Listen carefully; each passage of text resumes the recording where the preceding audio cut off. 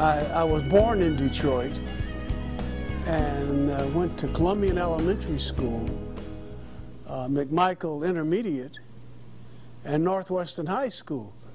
And then I went away to college, and then to the Army. I went across seas, and then came back and went to law school. During World War II, I went into a segregated army, and our commanding officer was white, and our 4 platoon officers were white in an all-black outfit. It was demeaning to me as a college graduate to come back to the States and get on a bus and see white German officers going in to places in the South where it says white only, and I was just came back from Europe fighting for our freedom.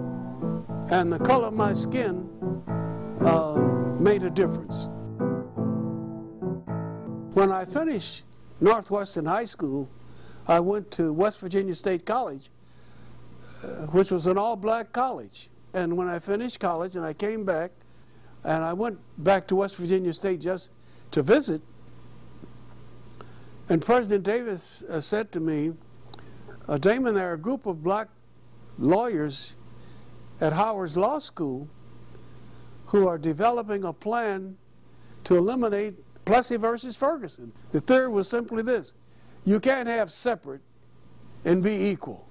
That's what inspired me, and that's why I look at the Constitution as a living document, and those 4 words that the Supreme Court etched in marble, equal justice under law, has great meaning to me, and that's what I've tried to do as a lawyer and as a judge. There was a case that came before me. It involved the White Panthers. And the White Panthers allegedly were going to blow up the CIA building up in Ann Arbor. And Bill Kunstler and Leonard Weinglass represented the White Panthers. They requested on a motion to find out whether or not the government had been wiretapping their clients. And the government said, we don't have to let you know anything. Under the theory of the national security, President Nixon and John Mitchell had the inherent right to wiretap anyone as it relates to national security.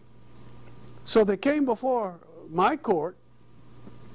I was a district judge, and I said, you've got to show the lawyers whether or not you've wiretapped against their clients. They say, we don't have to. And I said, you have to. So they said, hold it, we don't.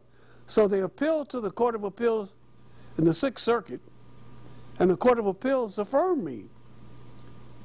And then President Nixon and John Mitchell said, look, we're going to appeal this, and they mandamused me, which is an unusual writ, which saying that Judge Keith is about to release these tapes, and we don't want to do it because it would jeopardize national security.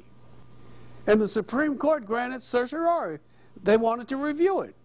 And when the Supreme Court unanimously came down in support of my theory, and that's why they call it the Keith case.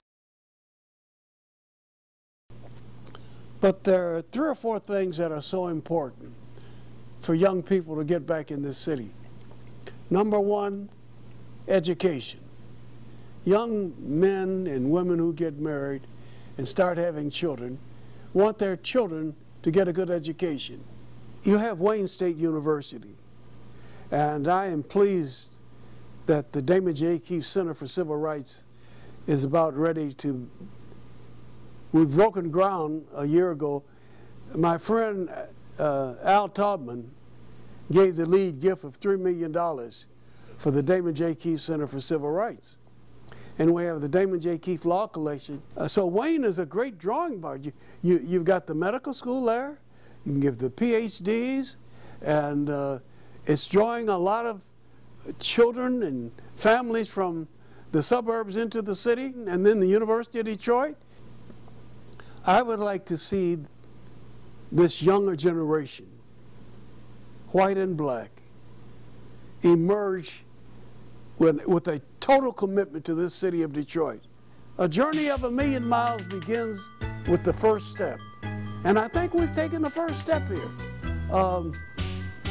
And when I was at the opening day ball game, and you see all of these people from the suburbs coming to the ball game, and then going to Greektown, and then to the casinos. So there's a lot going on here. And we just got to let people know we believe in it. And I do believe in it. And I would hope that some of the corporations like Quicken can start coming back into the city and just give life to this community. These are examples of people who believe in the city. And it's contagious. We have 400 or 500 people here in February for the Soul Food Luncheon. And we bring white and blacks together, Jews and Gentiles. It's wonderful. And my law clerks are men and women, Jews and Gentiles, Asians, Protestant and Catholics. I expose them to this great city of ours, and they know what it means to me. All of those are symbolic of success and happiness in the city. But my job is to stay here because I love Detroit, and I think I can make a difference, and people see that I'm happy, and things are going along well, and I try to go to dinner each night if I'm here within some place within Detroit. I'm not affected by praise. I try to be human, and I remember where I came from. You see the degree from Harvard. There's marching towards justice. Rosa Parks, Mrs. Thurgood Marshall, President Clinton, myself, the President Reed, the President Howard. I keep a balance. I'm not very important. I'm just a little man in the wheel trying to do the best I can. And God has given me a certain amount of talent and ability, and I've tried to use it to make a better life for everybody. You got enough of me now?